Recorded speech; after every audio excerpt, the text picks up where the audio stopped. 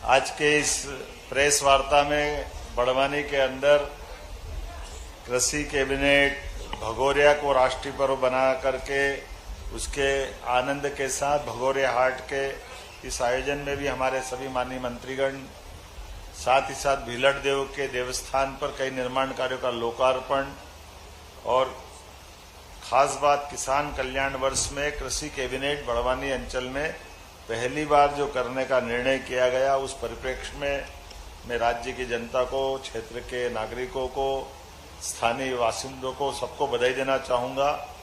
और हमारे इस अंचल के अंदर जिस प्रकार से खेती, बागवानी, फलोद्यान सहित सभी प्रकार के हार्टिकल्चर के क्षेत्र में जो उन्नति हुई है, सच में यशस्वी प्रधानमंत्री श्रीमान नरेंद्र मोदी जी के उस संकल्प के बलबूते पर जब उनने सरदार सरोवर को भी जल की राशि के लिए नर्मदा के डैम के बनने के साथ हमारे पूरे नर्मदा अंचल के अंदर सभी प्रकार की जल परियोजना पूरी हुई और ये निमाड़ का सूखा बेल्ट जहां पलायन होता था, कठिनाइयां थी, आज पूरा हरा भरा और सबसे अच्छी खेती के लिए अब ये जाना जाने लगा है।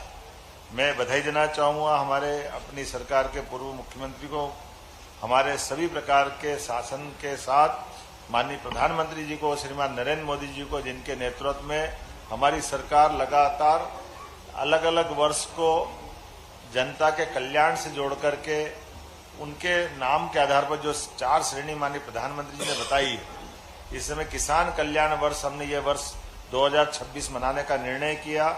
इसी परिप्रेक्ष्य में अलग अलग अंचल में कृषि कैबिनेट और किसानों से जुड़कर के खेतों के साथ टेंट तंबू में भी किसान की नीतियों को बनाने का निर्णय फलीभूत हो, क्षेत्रीय प्राथमिकता को जगह मिले, ऐसे कई योजनाओं के बलबूते पर आज कई प्रकार के रंगारंग कार्यक्रमों के साथ इस आयोजन के साथ कृषि कैबिनेट भी जुड़ी है।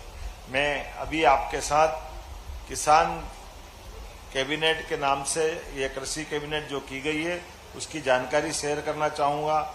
उल्लेखनीय है कि हमने नांगलवाड़ी में बड़वानी के अंदर ये कृषि कैबिनेट जो आयोजित की है, जिसमें किसानों के कल्याण के लिए संबद्ध 6 महत्वपूर्ण विभागों की 16 योजनाओं में अलग अलग निर्णय लिए हैं। इनका समग्र रूप से 27,746 करोड़ का भार सरकार वहन करने वाली है। ये किसानों के कल्याण के लिए हम ये राशि खर्च करेंगे। कृषि का 1, जिसमें अलग अलग विषय हैं, उद्यानिकी के 3, पशुपालन के 4, मछुआ कल्याण के 2, सहकारिता के 4, नर्मदा घाटी विकास के 2 प्रस्ताव इसमें शामिल है।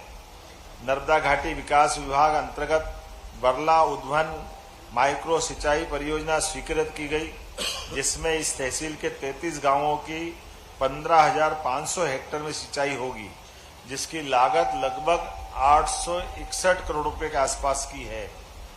इसी तरह 5 सेमल की सिंचाई परियोजना, जिसमें 5 सेमल तहसील के 53 गांवों के 22,500 हेक्टेयर की सिंचाई इस क्षेत्र में होगी, जिसकी लागत लगभग 1208 करोड़ की आने वाली है।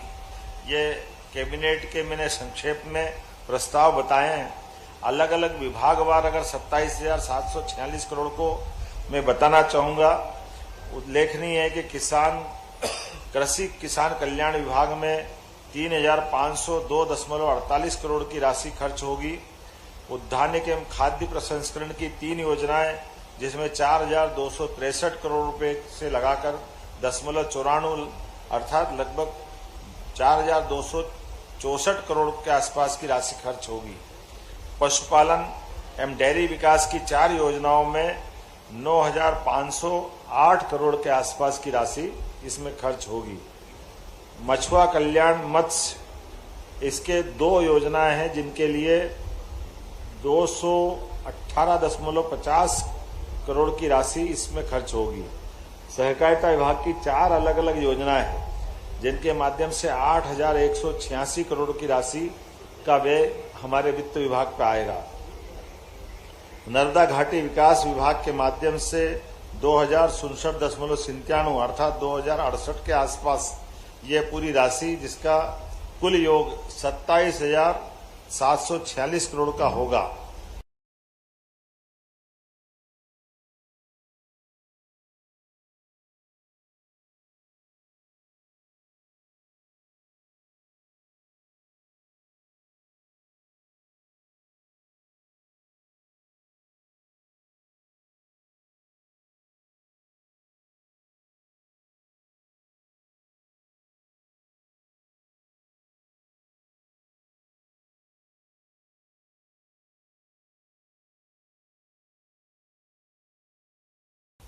तो मैं अपनी ओर से 27,746 करोड़ के इन कृषि आधारित किसानों के लिए इस राशि के साथ बीते समय हमने विधानसभा के दरमियान उड़द प्रोत्साहन, ये देश में पहली बार हुआ जब हमने दलहन के लिए तीसरी फसल के माध्यम से 600 रुपये प्रति क्विंटल का बोनस प्रारंभ किया, जिसके आधार पर 4.15 लाख हेक्टेयर में इसकी बोनी संभावित है। सोयाबीन का बीते समय हमने भावांतर योजना में भुगतान करके देश में हमारा मध्य प्रदेश पहला नंबर का राज्य है, जिसके आधार पर हमने सोयाबीन की खरीदी की थी। उसी प्रकार तिलहन में और सरसों पे भी भावांतर योजना का लाभ हम देने वाले हैं। ये लगभग 15.71 लाख मीट्रिक टन का इसका उत्पादन होगा और सरसों को भावांतर योजना में शामिल करने के लिए हमने भारत सरकार को इसका प्रस्ताव दिया है। राष्ट्रीय खाद्य सुरक्षा पोषण के माध्यम से 5 वर्षों की निरंतरता के लिए 3,285.49 करोड़ की राशि हमने धान, गेहूं, दलहन, मोटा अनाज, नकदी फसलों में देने का प्रयास किया है। प्रधानमंत्री कृषि सिंचाई योजना के माध्यम से पर ड्रॉप मोर क्रॉप के माध्यम से 1 अप्रैल 2026 से 31 मार्च 2026 तक 2,393.97 करोड़ की ये राशि भी हमने मंजूर की थी। प्रधानमंत्री राष्ट्रीय कृषि विकास योजना के माध्यम से 2031 तक के लिए हमने सब मिलाकर के ये 10,000 करोड़ से ज़्यादा की राशि पिछले विधानसभा के माध्यम से हमने किसान कल्याण वर्ष में घोषित की। आज की ये राशि अगर जोड़े तो 27,746 के साथ 10,000 करोड़ से ऊपर की राशि जोड़े तो लगभग ये हमारी 38,000 करोड़ के आसपास की किसान कल्याण के लिए हमने अपने राज्य बजट से ये बड़ी योजनाओं को मंजूरी दी है। ये किसानों के प्रति हमारी प्रतिबद्धता है, हमारे अपने उस संकल्प की पूर्ति भी है जब हम हर हालत में किसानों को न केवल समृद्ध बनाकर राज्य को प्रगति के पथ पे ले जाएंगे, बल्कि किसानों के साथ साथ हमने 16 विभागों को जोड़ करके 17 विभागों के साथ जोड़ करके मत्स्य पालन, दूध उत्पादन, हार्टिकल्चर, एग्रीकल्चर सभी चीज़ों को जोड़ते हुए सहकारिता को भी आगे बढ़ाएंगे। स्वावलंबी ऊर्जा के माध्यम से भी किसानों के लिए कृषि किसान पंप और बहुत सारे प्रकार से लाभ दे रहे हैं। जब मैं आपसे इस तरह की बात कर रहा हूं तो ऐसे में यहाँ बड़वानी के अंदर आज हमने सवेरे भीलड़ देव भगवान की दर्शन करने के साथ भीलड़ देव के निर्माण कार्यों का लोकार्पण भी किया और इस एक तरह से पर्यटन का केंद्र हम इसको बनाने वाले हैं। भविष्य में और भी कई प्रकार के कामों की मंजूरी यहाँ हम देते जाएंगे।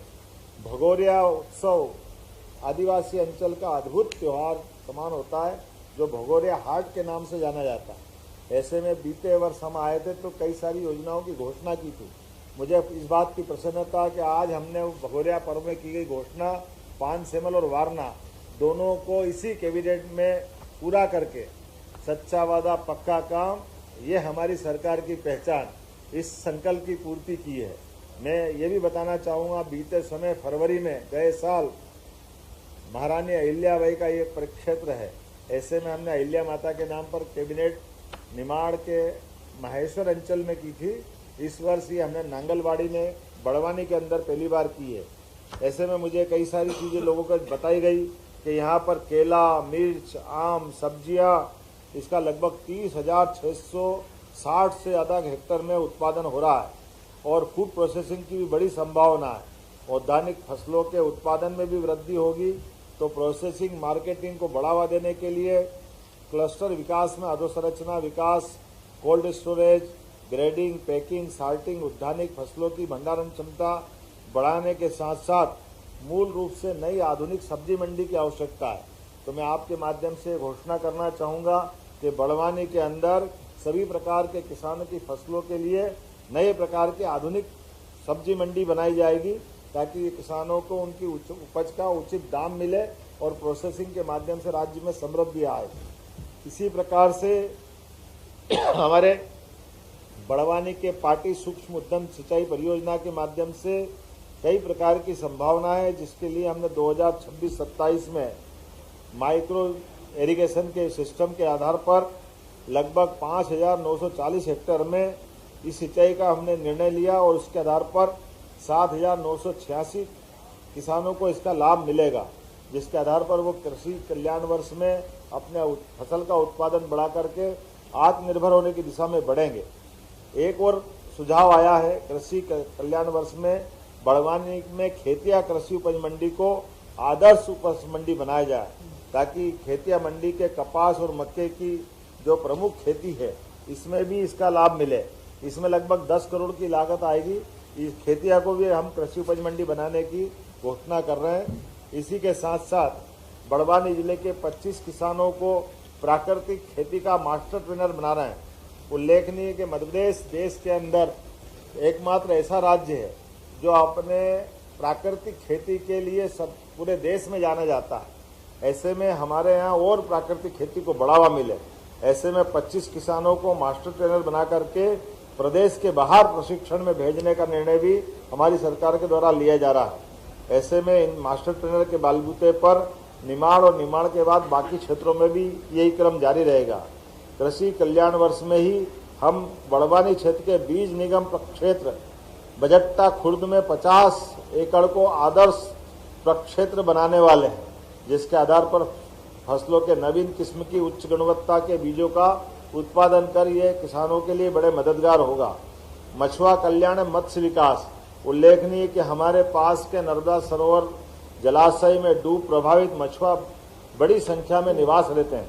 ऐसे में हमारी इनकी आजीविका को संवर्धन देने के लिए हमारी एकीकृत मत्स्य उत्पादन नीति 2026 के माध्यम से 5,000 केजों के माध्यम से हम अत्याधुनिक एक्वापोनिक्स और hydroponics integrated fish farming, fish cum duck, poultry, agro, बागवानी आधारित इको टूरिज्म को बढ़ाते हुए सभी प्रकार के लोगों की आय बढ़े, ताकि हमारे जो विस्थापित भाई बहन हुए हैं उनको इस नए क्षेत्र के माध्यम से भी मदद मिले। कहने के लिए तो बहुत कुछ है, लेकिन होली का पर्व भी है और हमारे यहाँ राज्य के अंदर दूरस्थ अंचल से हमारे द्वारा ये अपने सारे मंत्रियों ने अपना समय निकाल करके होली के अवसर पर इस भगोरिया के आनंद के साथ कृषि कैबिनेट में भी हिस्सा लिया। मैं उनका भी आभार मानता हूँ।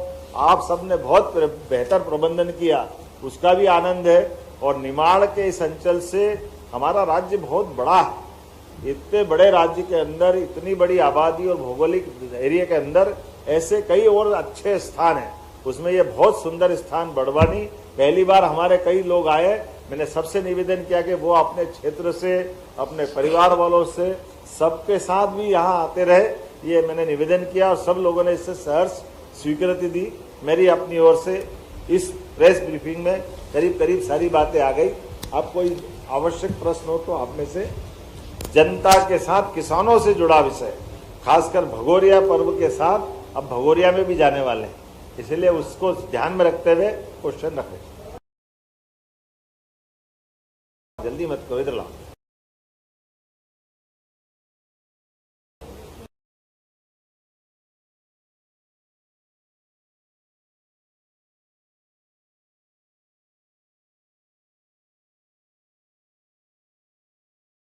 हमने आज ही अपनी क्लस्टर और फूड प्रोसेसिंग इकाई की यूनिट की नीतियों को पुनः 5 साल के आगामी रूप से स्वीकृति दी है, ताकि फूड प्रोसेसिंग के बलबूते पर उनकी उपज का सही दाम उनको मिल सके।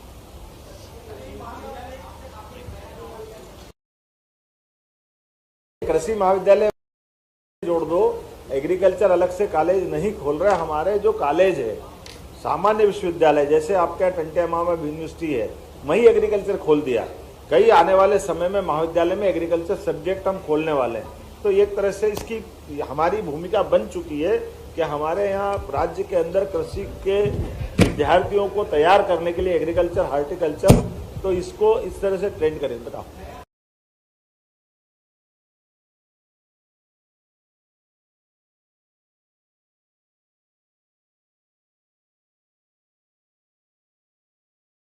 100% ये हमने कहा कि जैसे निमाड़ अंचल में हुई है, आने वाले समय में अलग अलग अंचलों में इस प्रकार का क्रम जारी रहेगा। लेकिन आज तो हम यहाँ की बात कर रहे हैं, निमाड़ का आनंद है, भीलड़ देव का आनंद है, दाल पानिया और क्या क्या बना उसका पकवान लेंगे, अच्छे भगोरिया हाट में जाएंगे।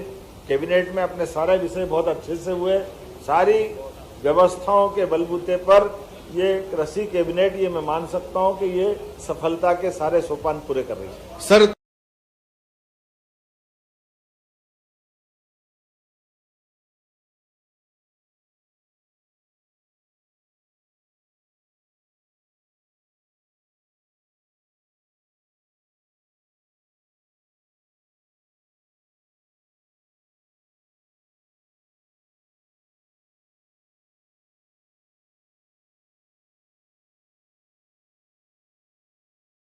ये हमारा जो आपने मेरे प्रश्न का उत्तर भी आप ही ने दे दिया। ये जो हमारी एक तरह से इसे स्थान पर माने मेरे हमारे सारे उप मुख्यमंत्रीगण मंत्रीगण सबने कहा है कि वो सब पहली बार आए, तो ये डेस्टिनेशन का मतलब ये है कि हम एक दूसरे स्थान से परिचित हों, वहाँ की सारी अच्छाइयों को जाने, तो हमारे इस पूरे राज्य में इस प्रकार के प्रयोग का ये लाभ मिलेगा।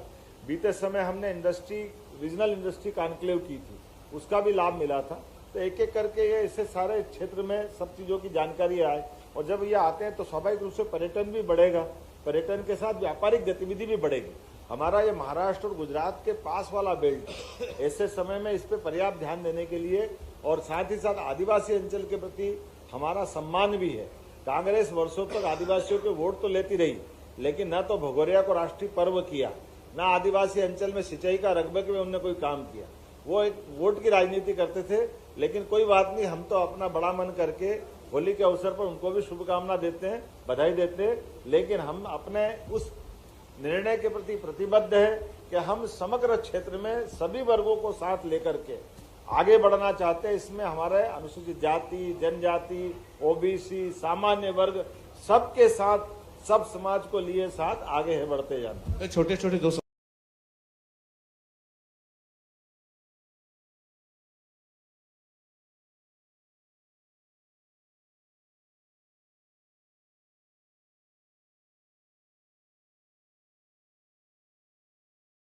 के लिए लगातार तो वो कब से शुरू नहीं, वो सब हो रहा ना, भीलड़ देव का ये काम होना, ये हमारे पूरे अंचल को ही नमस्कार है। इसके साथ साथ जहां जहां आवश्यकता पड़ती जा रही है, प्रत्येक क्षेत्र में हमने तो यहाँ तक कि हमारे पंडित पुजारा जो उधर के हैं अपने आदिवासी अंचल के, उनके साथ जुड़ करके उनको भी एक एक छोटे छोटे स्थान में भी जो वो चाह रहे हैं मदद करने को तैयार है। मेरी सारी बात आ गई। बहुत बहुत धन्यवाद।